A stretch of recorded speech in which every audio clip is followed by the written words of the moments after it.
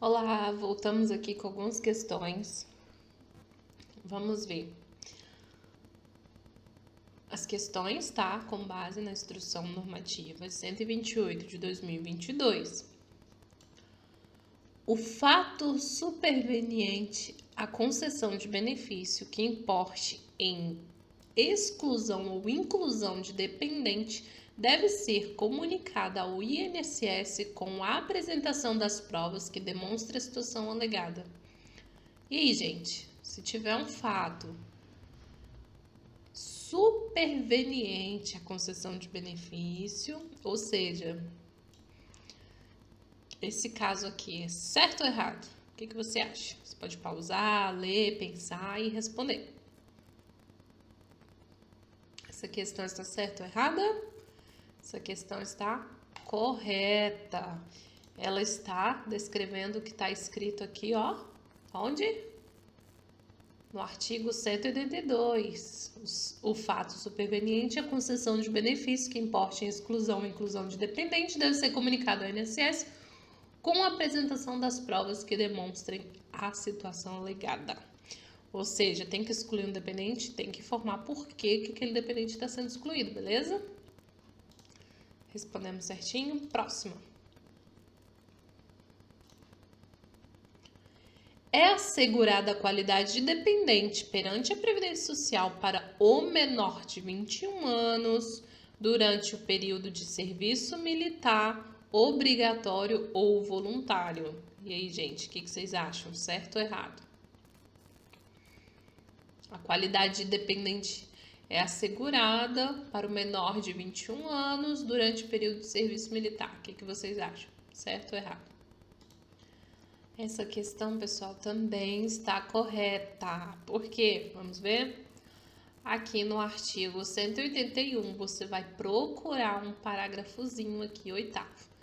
É assegurada a qualidade dependente perante a Previdência Social para o menor de 21 anos durante o período de serviço militar obrigatório ou voluntário, beleza? Lembra disso aí.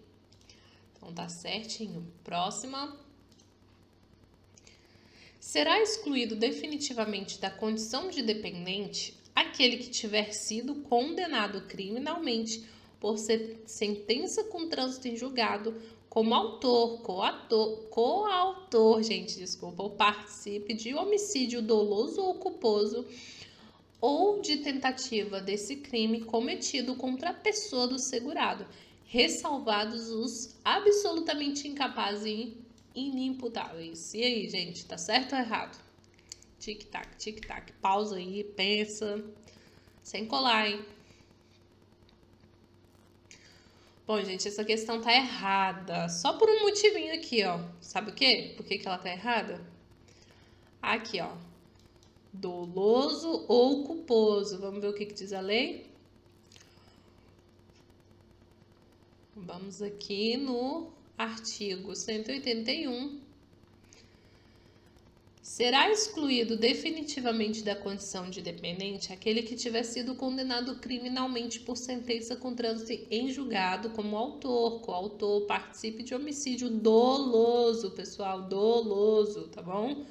Ou de tentativa desse crime cometido contra a pessoa do segurado, ressalvados absolutamente incapazes ou inimputáveis.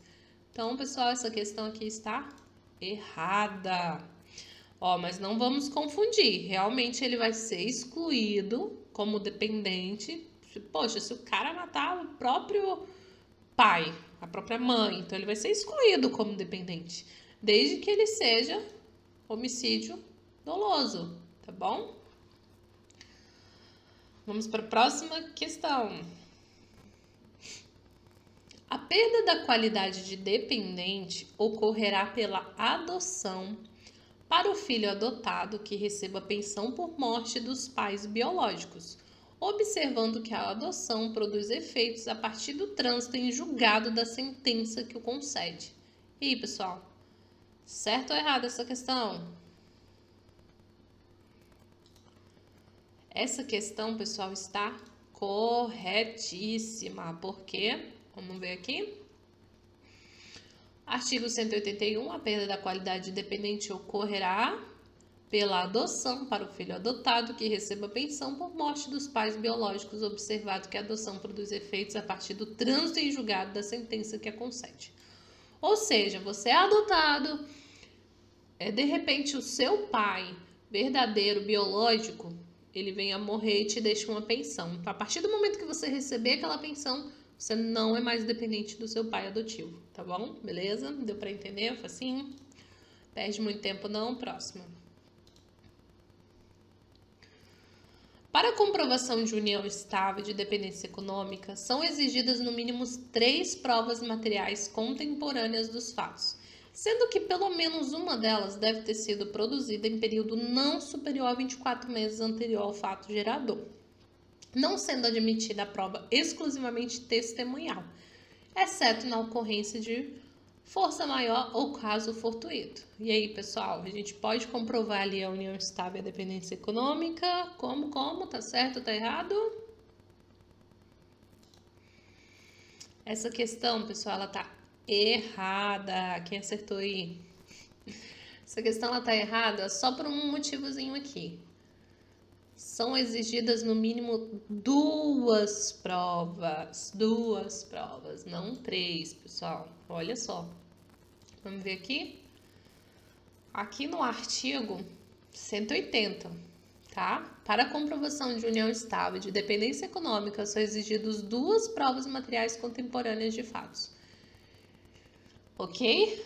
Sendo pelo menos uma delas deve ter sido produzida no período não superior a 24 meses. Não sendo admitida a prova exclusivamente testemunhal, exceto na ocorrência de motivo de força maior ou caso fortuito. Então, beleza? Aqui a gente viu. A gente viu aqui que tá certa até aqui, mas aqui são 3, não são 3, são 2, beleza? Próximo. Não é possível o reconhecimento da união estável, bem como dos efeitos previdenciários correspondentes, quando um ou ambos os protensos companheiros forem menores de 16 anos. E aí, pessoal? Não é reconhecida a união estável para menores de 16 anos? O que vocês acham? Certo ou errado? E aí, certo ou errado? Interessante que aqui, ó, por exemplo, não é possível o reconhecimento da união estável, bem como dos efeitos previdenciários correspondentes, quando um ou ambos os protensos companheiros forem menores de 16 anos. Ou seja, se um deles for menor de 16 ou os dois forem menores de 16, essa questão está correta, pessoal. Então, vamos ver a resolução. Artigo 189, não constitui união estável a relação entre... Não é possível o reconhecimento da união estável, bem como dos efeitos previdenciários correspondentes, quando um ou ambos os protensos companheiros forem menores de 16 anos. É menor de 16 anos? Não tem direito aos benefícios previdenciários como união estável, beleza? Gente, estamos falando de união estável, lembre disso. Próxima. Não constitui união estável a relação entre as pessoas casadas, ainda que estejam separadas de fato, judicial ou extrajudicialmente. E aí, gente?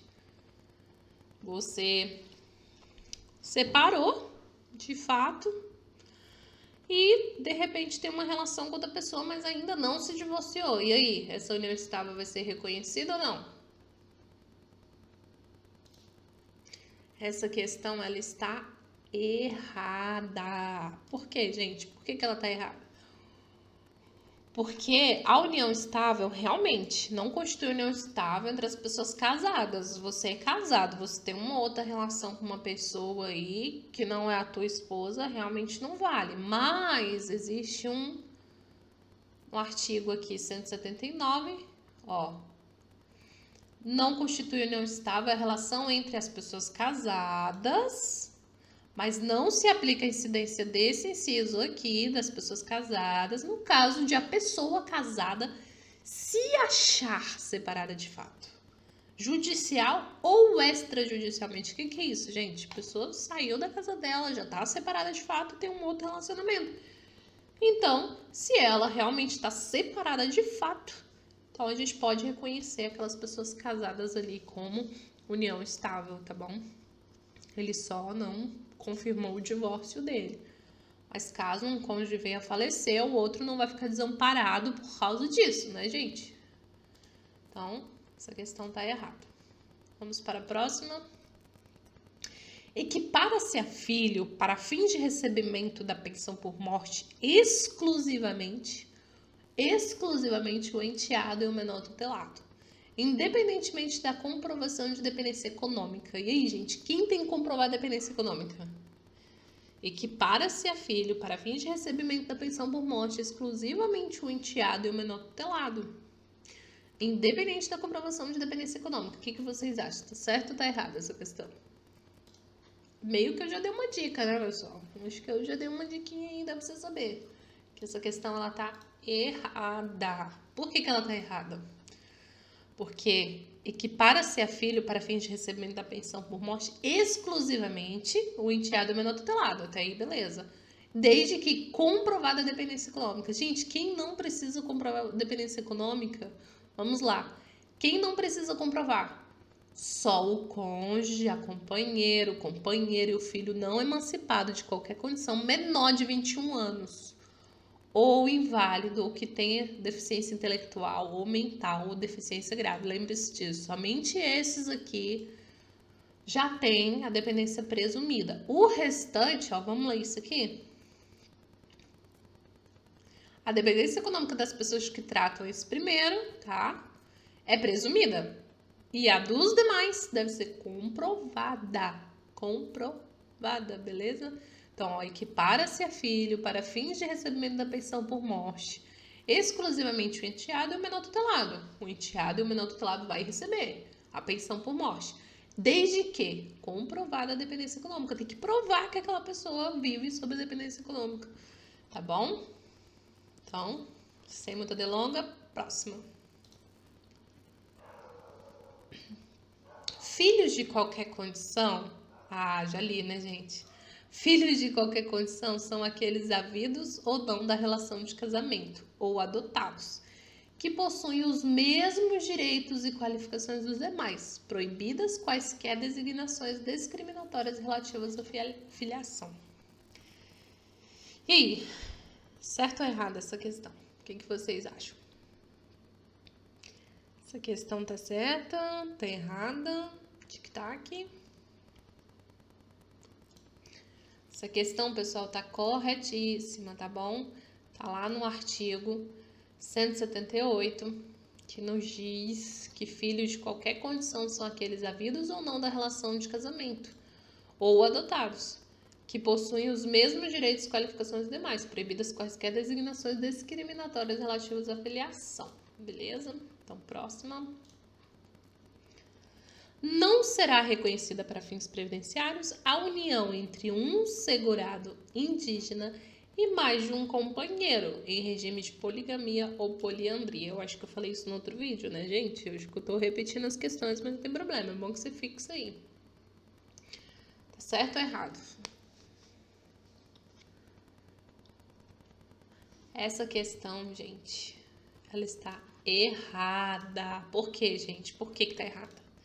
Diferentemente do concubinato, que é aquela relação entre uma pessoa fora do casamento, não é aceita como união estável. No caso dos índios, é reconhecida sim para fins previdenciários se o índio tiver mais de uma companheira. Mas desde que isso esteja registrado onde, gente? Esteja registrado devidamente, devidamente comprovado junto à Fundação Nacional do Índio, tá bom? Então tem que estar registrado lá. Então será sim reconhecida, diferente do concubinato, diferente das outras relações sem ser do índio, tá bom? Próximo.